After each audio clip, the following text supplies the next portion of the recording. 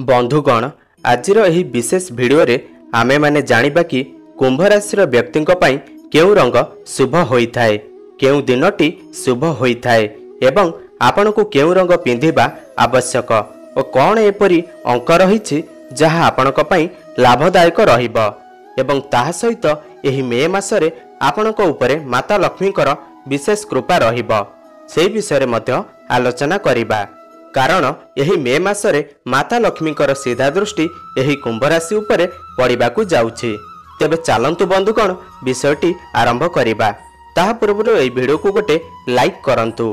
तेबे संपूर्ण विषयटी आरंभ करिबा पूर्व जदि आपण माने आम चैनल को सब्सक्राइब करि नांती ताले तळे थिबा नाली कलर सब्सक्राइब बटन को क्लिक करी सब्सक्राइब करि नियंतु एवं पाखरे आस्थिबा बेल आइकन को मध्य प्रेस करि दियंतु जा फଳରେ आमे डेली अपलोड करथिबा समस्त वीडियोर नोटिफिकेशन आपण माने सर्वप्रथमे पाई परिबे। तेबे आसंतु विषय वस्तुटी को जानिबा। देखंतु कुंभ राशि राशि चक्रर 11तम राशि अटे। शनिदेव आपणकर राशिर स्वामी अटंती।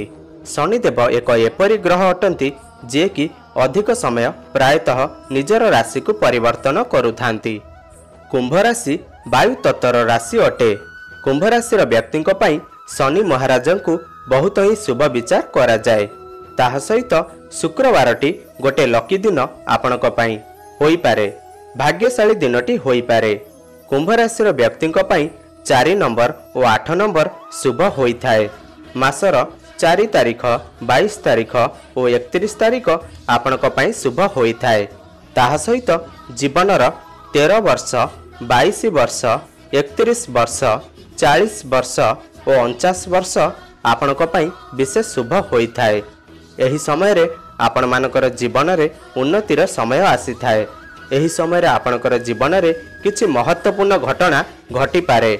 आपणक पई नील रंग और धला रंग शुभ होई थाए।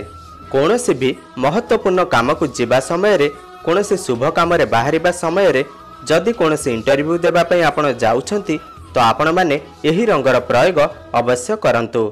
शुभ परिणाम रहिबार संभावना अधिक बढ़ी जाई थाए।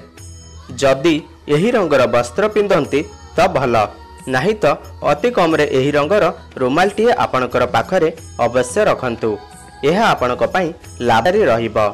एवं कुंभ राशि व्यक्ति रत्न विषय रे जानिबा तो हीरा एवं नीलम शुभ रत्न होई थाए। किंतु कोनोसी भी रत्न पिंधिबा पूर्वरु आपणको आपणकर कुंडलीर अनुसारे कोनोसी एक भल ज्योतिष आचार्य परामर्श नेबा आवश्यक।